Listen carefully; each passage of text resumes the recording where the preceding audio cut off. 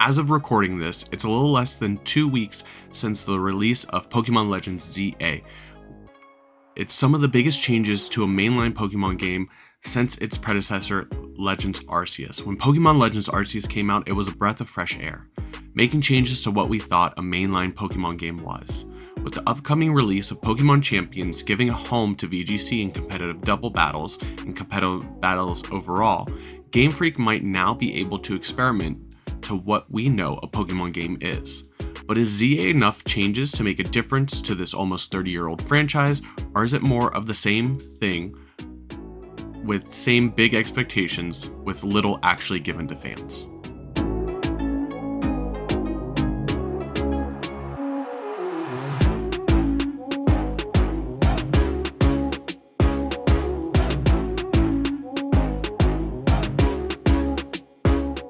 ZA starts with similar customization from what we've seen from Scarlet and Violet, letting us change our hair color, eye color, and whatnot. Following this, you're taken to a mysterious night at Prism Tower, where we see the tower glow purple, accompanied by the sight of AZ and his Floette, for the first time in 12 years looking concerned as they discuss the search for the strongest Mega user. I wonder who that will end up being. You then jump into a beautiful train ride into Lumio City. So far the game looks good, but get a good look and enjoy these open green fields because you won't be seeing much open green spaces after this. You land outside the train station where you meet Urbane Artani, surrounded by a display of Pokemon in the overworld everywhere, and your 3 starter Pokemon, Totodile, Tepig, and Chikorita. You then get your bag stolen and start the tutorial. I have to say, I feel like you jump into the action pretty quickly compared to previous games. Starting to move your character and getting your starter took about 8 minutes, but that's the last time the tutorial felt quick. I will give the tutorial some slack because of the new battle system. They do need to actually explain some things to players that are new to even longtime fans, but as joining the AZ Royale, Team MZ, Rogue Mega Evolution, all of this felt really drawn out. I think it took entirely too long to get freedom to explore Lumio City on your own without restrictions or handholding. Compared it to Legends Arceus, there was much more freedom when first entering the Obsidian Fieldlands, only being limited to the levels of wild Pokemon, which felt much more natural than the first few ranks of Legends ZA. I don't want to talk too much of the story because it's only been about 2 weeks and I realize that some people haven't finished playing the game yet or just flat out haven't gotten it yet. I will use some gameplay from my last few streams where I finished the story, but I'll leave the main stuff out. After saying that, I will say that the game finally really starts right after the rank skip. If you've played it, you know what I'm talking about. This is where you have more freedom with your movement and your choices. At this point, the rank up battles give the feeling of gym leaders, giving distinct characters a spotlight to learn more about them and a little bit more about the city. This feels better than the gym challenges in Scarlet and Violet, but also these missions leading up to the rank up battles feel fresh because of the variety, but it's still more or less the same because the game is following the same story beats of past games. Then you do a bunch of missions, run around the city before a gym battle leader or a rank up battle. This isn't a bad thing. These parts of the story are fun and engaging and make you explore and see different parts of Lumio City. But at the same time, they could have had made more of a shakeup to this process. While some of the missions give you more information about the city and the team members of MZ, some of them are just fetch quests, which, I mean, there's a lot of those. It's okay. And it's usual for these type of games and Pokemon games alike. This familiar framework doesn't hurt the story at all. The world between the main story and the side missions feel pretty good overall. I will say this, the side missions in this game feel really good. These side missions give you more light on how the city has changed and developed during the 5 years since we've last been there. Yeah, some of them are fetch quests, like I said, But these come with little cutscenes that shed light on the city, and I feel like they actually took time and care into making these little cutscenes. Little funny jokes, callbacks to X and Y, and other games. These side quests are fun to do. Some are just battles that focus on certain Pokemon or certain strategies. This is really good with the new battle system.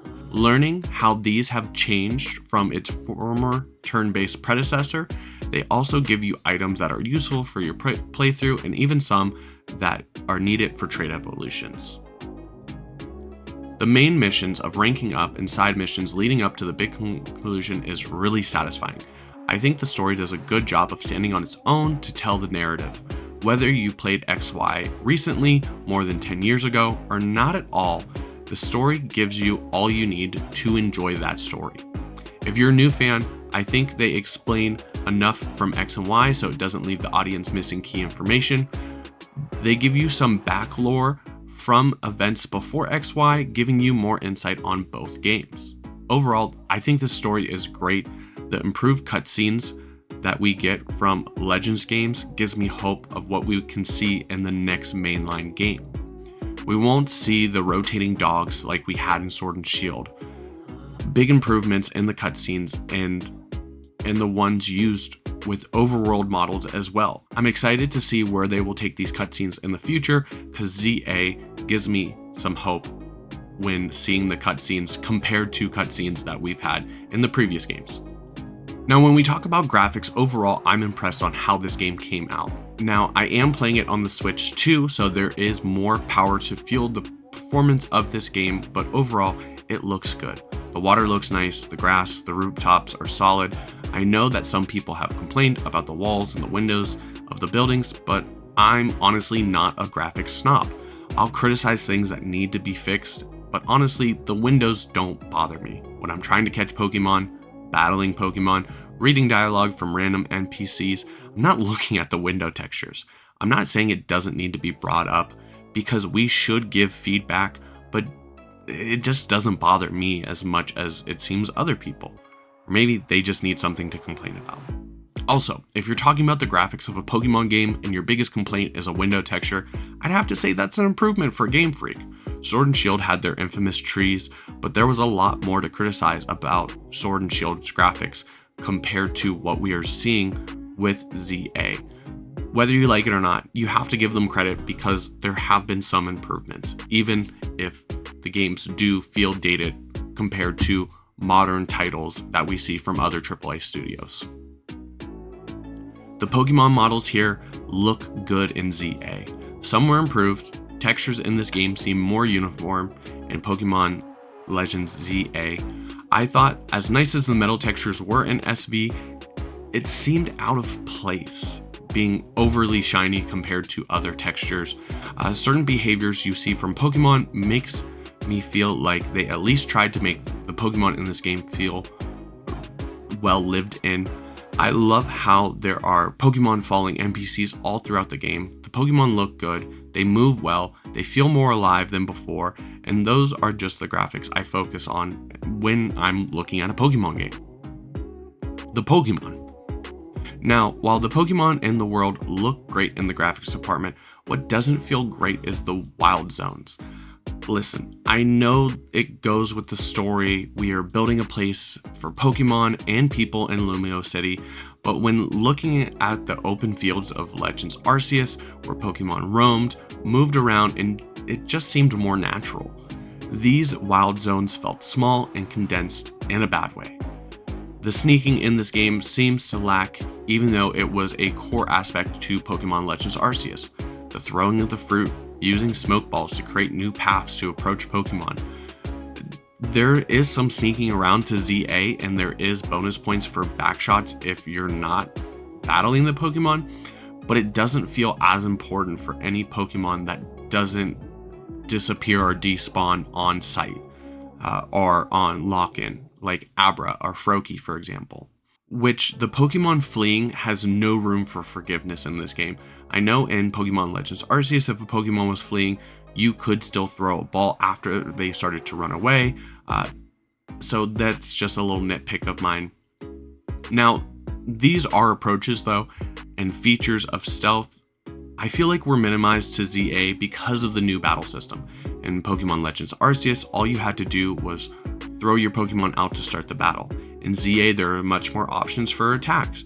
You get to jam more than just the A button now. Speaking of pressing more than just the A button, let's talk about the new battle system. This is the newest and biggest change to the mainline Pokemon games, and honestly, it's a breath of fresh air. Having the ability to sneak attack other trainers and Pokemon can make battling super quick, taking away the grindy feeling from any grind that you need to do. In this game, timing, pacing, and spacing play a role in when you use an attack or get attacked. While you're locked in a move, your Pokemon are locked onto a Pokemon, your Pokemon will go and attack and you'll have less control over it. When you lock onto a Pokemon, your Pokemon will move closer to that locked target. During a battle, if you're not locked onto a Pokemon, your Pokemon will follow you. This is how you move your Pokemon to dodge attacks from the opponent. I wish there was more control over how you move your Pokemon. I get that you're not really in control of the Pokemon since it's in its own world and it's its own living creature. But when I first saw the battle system, I was hoping to get something like the controls from Astral Chain, which I felt used controls to move and attack two characters at the same time really well. But this system works well too.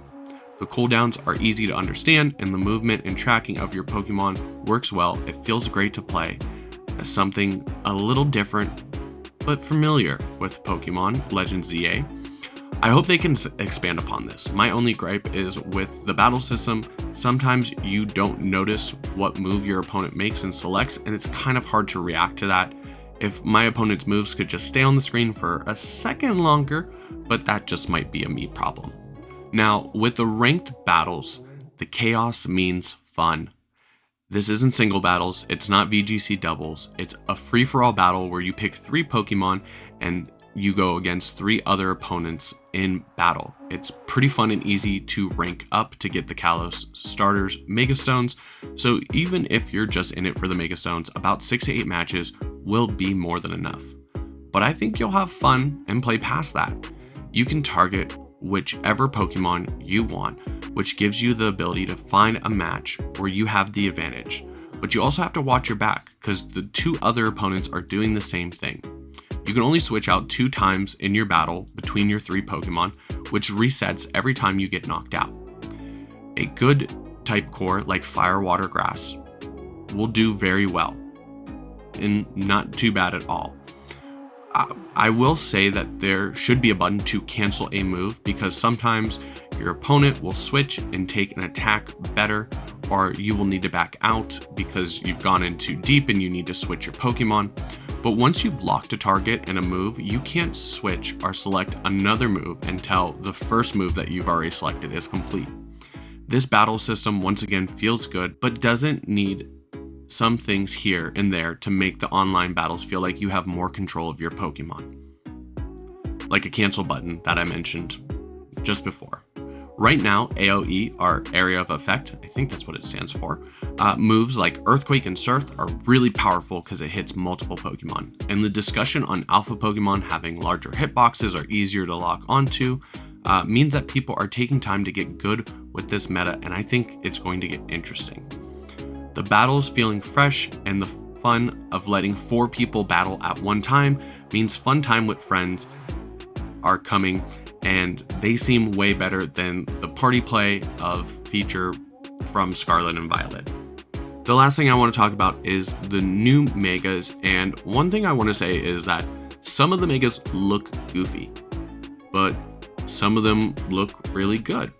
And I think Pokemon this time around with Megas did a better job of making the Mega evolutions look more like natural progressions to that Pokemon, where in Pokemon X and Y, as much as we all love those Megas and as cool as they all are, they're all like aggressive and edgy, and the Pokedex backs that up, where it talks about Mega Evolution being painful in the X and Y and Omega Ruby and Alpha Sapphire series. But I feel like these Megas, they kind of focus more on the strengths of the Pokemon and improve that. Victory Bell is a great example of that, just getting big and goofy. Barbarical is edgy, but like in a good way. Mega Scrafty just seems like a natural evolution. The same with Mega Frostlass. And then there's mons like Mega Starmie, which is goofy, but in the best way possible. Overall, I feel like ZA is a great change up that we needed for the Pokemon series. The battle system makes a good change where it just doesn't feel like just another story that we have to get through to play these games. Unfortunately, the one con I'd have to say is that we didn't get any new original Pokemon or any new regional forms, and that was a bit of a bummer. I understand it's just been like 5 years since the event of XY, but we did it for Hisui when in Legends Arceus when we didn't see those Pokemon in Sinnoh, so I don't know why they couldn't just add regional forms or new Pokemon into Kalos through Pokemon Legends ZA. I think if you like Pokemon games and you're ready to have a good time, this is a great game to try out or to play. Even if you have a big gripe with the graphics, I think you're still gonna have fun. And at the end of the day, like that's what it comes down to, is just having fun. And sure, we can criticize Game Freak, we can criticize the Pokemon Company for the small budget, but I think at the end of the day, like we do have to give them props on the steps forward that they're taking and respectfully give them criticism so they can make it better and make the next one better. But I want to know what you think. Did you play Legends ZA? How do you feel about it? How do you feel about all the Mega Evolutions? How do you feel about the new battle system? Let me know in the comments down below. And if you enjoyed this, don't forget to like and subscribe. Anyways, I'm getting back to my game. I still need to get my shiny charm, but that's going to be all. Till next time, I'm Zach, and we'll see everyone later.